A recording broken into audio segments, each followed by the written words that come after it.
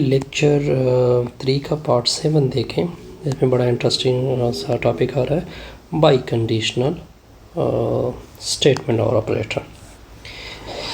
देखिए आपके पास दो स्टेटमेंट है, एक P है दूसरा Q है। ये आपके पास दो प्रोपोजिशन है। तो इस P और Q की बाई कंडीशनल स्टेटमेंट क्या आएगी, देखिए मैं आपको बता देता हूँ। P अगर P है एफ पी देन क्यू, अगर P है तो Q होगा, रिवर्स भी हो सकता है। ये स्टेटमेंट हो गई एम्प्लाइज वाली। अब देखिए ये स्टेटमेंट रिवर्स भी इसका है, एफ क्यू देन P। इसको मैं दोनों को मैं इकट्ठा कर रहा हूँ। अब तो ये क्या होगा, P F and only F, दोनों तरफ से F and only F Q. P है तो Q है, Q है तो P भी है।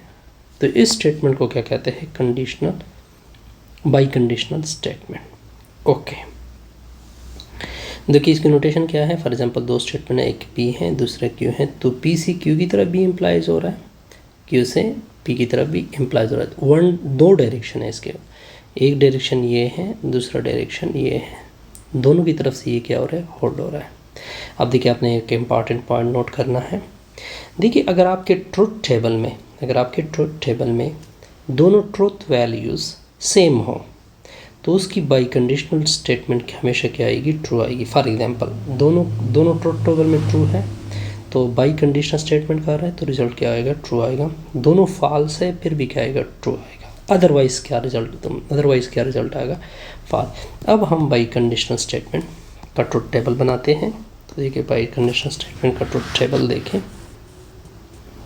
देखिए ये मैंने P लिया, पहले मैं आपको ओरली डिस्कस कर रहा हूँ। ये मैंने क्या लिया हुआ है, Q लिया हुआ है। हमने क्या कहा कि दोनों सेम वैल्यू की सूरत में बाई कंडीशनल स्टेटमेंट का रिजल्ट क्या आएगा।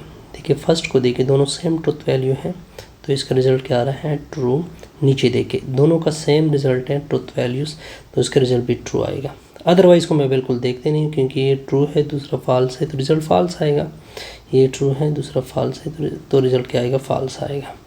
इसने एक और तरीके से भी आपको एक्सप्लेन किया हुआ है कि जब आप बाई कंडीशनल स्टेटमेंट बनाना चाहते हैं तो आप इस तरह भी कर सकते हैं कि by conditional statement between P and Q, इसको मैं इक्वल भी कर सकता हूँ कि आप पहले P इम्प्लाइज Q फाइंड कर दें, फिर आप इसके दरमियान एंड बना लें, Q इम्प्लाइज फिर आप P फाइंड कर दें, तो ये दोनों रिजल्ट आपस में क्या आएंगे, सेम आएंगे। इन्होंने इसी तरीके से फाइंड किया, मैं इस तरीके से मैं डायरेक्ट आपको एक लॉजिक बताया, इसी लॉजिक के ऊपर हम आते हैं जी।